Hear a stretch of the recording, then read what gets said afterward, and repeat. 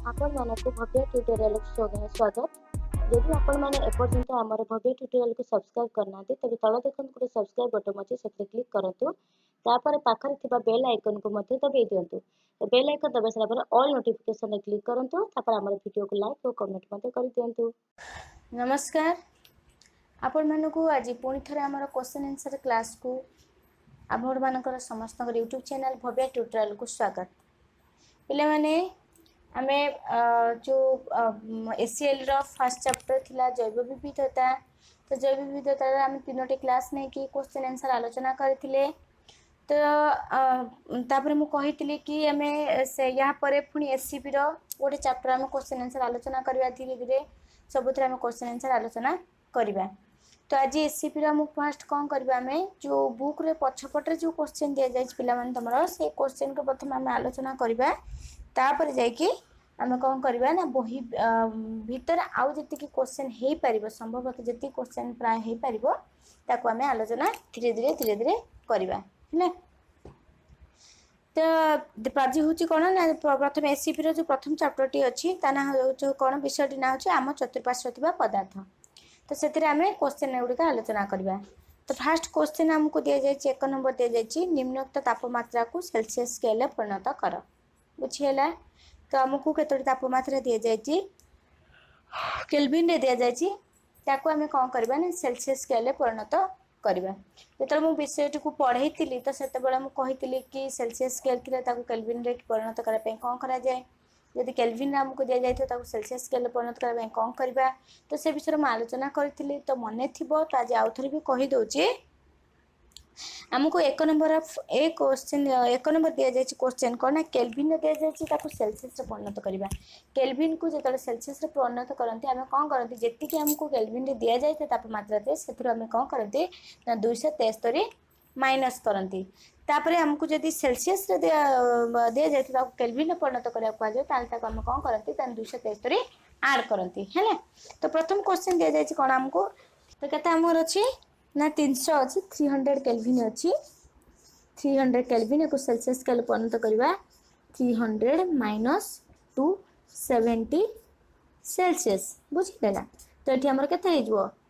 27 degree Celsius बुझियला। तो एई type रो हमें करबा। तो प्रथम हम कोन कहली मु केल्विन को सेल्सियस स्केल परिणत कले कोन करबा 273 माइनस करबा। तो माइनस करली तुम्हारे एति की आसिला बुझियला। तो 1 नंबर बी क्वेश्चन टी सेटा पे देछि कोन 470 केल्विन 470 केल्विन माइनस 470 माइनस 273 तो कहते हैं जो 197 डिग्री सेल्सियस। जो सी जो क्वेश्चन टी देछि 237 एटा निजे करियो के चेष्टा करियो करके देखियो तो केते एटा होछि हैला। तब 2 नंबर क्वेश्चन देछि प्रमाणे निम्नोक्त तापमात्रा को केल्विन स्केल रे परिणत करिया को जायछि। तो केल्विन स्केल रे परिणत करिया जायछि तो हमको सेल्सियस रे अछि हम केल्विन स्केल रे परिणत करिया तो केते अछि फर्स्ट अछि 27 डिग्री सेल्सियस। तो ताको केल्विन रे परिणत कले हम कोन कहली एबे 273 ऐड करबा।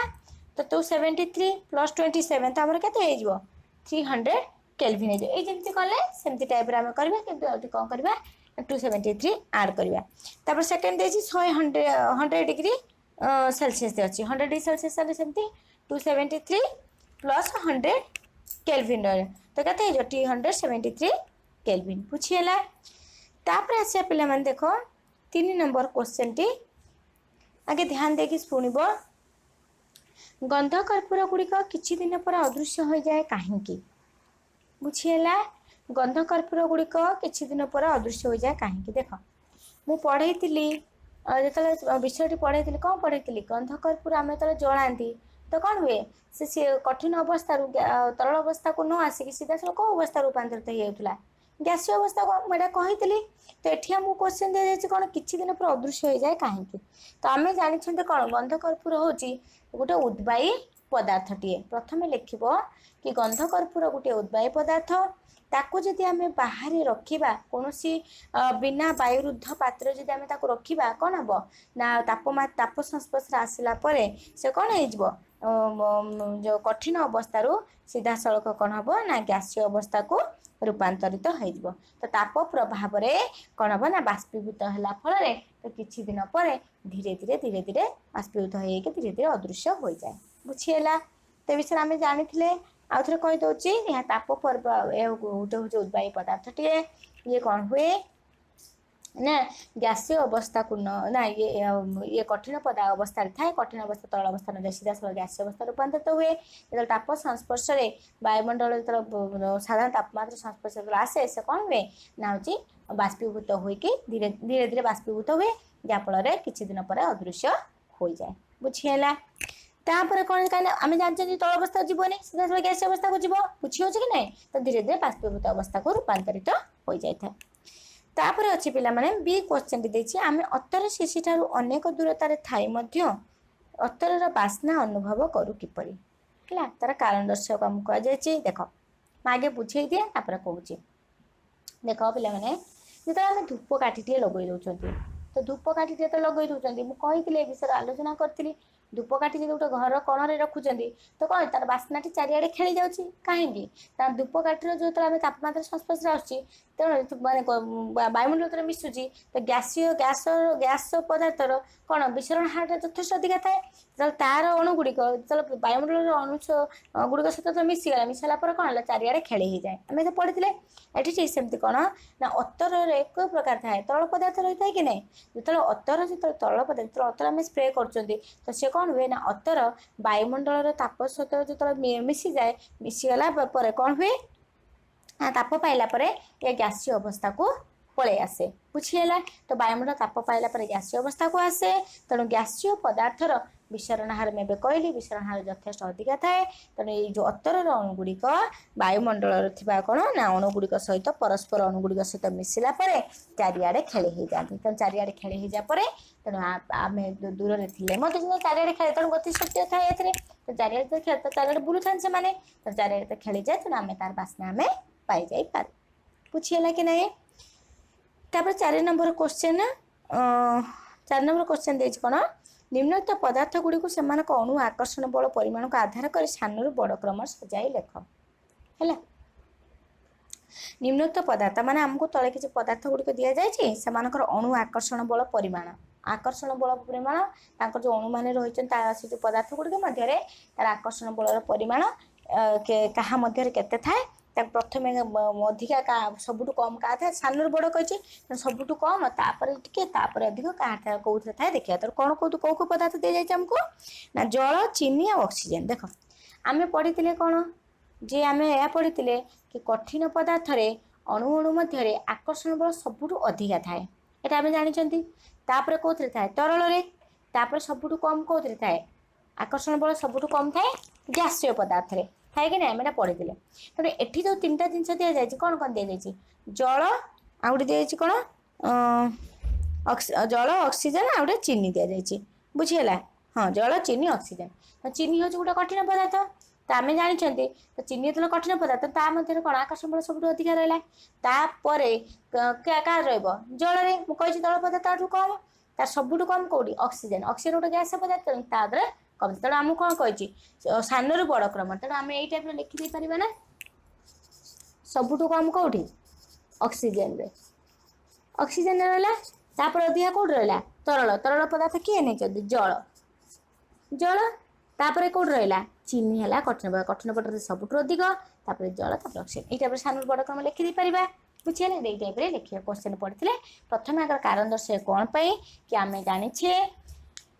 पदार्थ कठिन पदार्थ अणु मध्य आकर्षण बल सबुठ अधिका थाए तापर तरल सबुठ कम गैस पदार्थ थाए तेणु ये आमको 3टी अवस्था दी जाए कठिन पदार्थ गोटे तरल गोटे गैस तेणु कठिन चीनी चीनी सबुठ अधिक जल ताठू कम ऑक्सीजन ताठू सबुठ कम तेणु सानू बड़ कहे तेणु सान तापर बड़ कर्म लिखिदे पारिबा हैला तापर दी जाए कौन जलर भौतिक अवस्था निम्नलिखित तापमात्रा कौन हम जलर भौतिक अवस्था आमको 3टी तापमात्रा दि जाए है भर जलर अवस्था केमी तार भौतिक अवस्था गोटे 25 डिग्री सेल्सियस दि जाए आउटे 0 डिग्री सेल्सियस आउटे 100 डिग्री सेल्सियस देख पिला माने 25 डिग्री सेल्सियस रे तो कौन हम जल क्यों अवस्था थी तरल अवस्था थी कहीं आम जानते 0 डिग्री सेल्सियस जल को बरफ अवस्था 100 डिग्री सेल्सियस जल फुटा आरंभ कर जानते एक कथा तेणु बर्तमान 25 डिग्री सेल्सियस जल तो फुटे आरंभ करे 25 डिग्री सेल्सियस तेणु कौ अवस्था रही तरल अवस्था रहा जल के degree 0 degree Celsius 0 degree Celsius जल क्या अवस्था थी कठिन अवस्था थी कि तल अवस्था थी आम जानते कारण बरफ अवस्था था 0 डिग्री सेल्सियस कठिन अवस्था कि तल अवस्था कारण बहुत जोड़ी ठंडा पानी पूरा थी से बरफ हो रही भी तल अवस्था भी आम पाई जाई पार तेणु तल अवस्था कि कठिन अवस्था 100 डिग्री सेल्सियस तल 100 डिग्री सेल्सियस कौन आम 100 डिग्री सेल्सियस तल फुटा आरंभ करे सब जल एकदम बाष्पीभूत हो जाए कि फुटिकी धीरे धीरे अति जल तेणु कौन हम तल अवस्था कि गैसीय अवस्था जो बाष्प आरंभ आरंभ करे तो कौन अवस्था गैसीय अवस्था थाए बुझीगला तल कि गैसीय अवस्था 6 नंबर क्वेश्चन देछि निम्न प्रदत्त उक्ति गुड़िक बुझाइबा निमंते 2टी लेखाएं कारण प्रदान कर निम्न प्रदत्त उक्ति माने आमको क्वेश्चन दिया जाइछि तार उक्ति बुझिया पाम 2टा कारण प्रदान करिबा देखि साधारण तापमात्रा जल तरल अटे तो एटार कौन यार बुझेगा आम गोटे कारण 2टी लेखा कारण प्रदान करिबा देखो एबे कहली जल